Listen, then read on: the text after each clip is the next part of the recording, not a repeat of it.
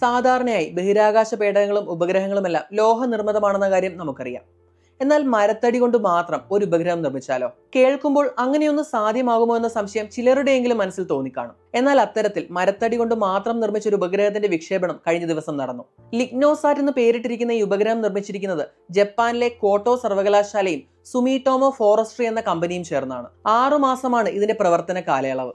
ബഹിരാകാശത്തിലെ ദുർഘട സാഹചര്യങ്ങളെ മരത്തടി എങ്ങനെ അതിജീവിക്കുമെന്ന് പഠിക്കുകയാണ് പ്രധാന ലക്ഷ്യം. രാജ്യാന്തര ബഹിരാകാശ നിലയത്തിൽ എത്തിച്ച ശേഷം ഈ ഉപഗ്രഹത്തെ ഭൂമിക്ക് 400 കിലോമീറ്റർ ഉയരത്തിലുള്ള ഭ്രമണപഥത്തിൽ സ്ഥാപിക്കും. വശങ്ങൾക്ക് 4 ഇഞ്ച് മാത്രം നീളമുള്ള ക്യൂബ് ആകൃതിയിലുള്ള ഉപഗ്രഹത്തെ പശ ചേർത്താണ് യോജിപ്പിച്ചിരിക്കുന്നത്. ഒരു സ്ക്രൂ പോലും ലിഗ്നോസാറ്റിൽ ഉപയോഗിച്ചിട്ടില്ല.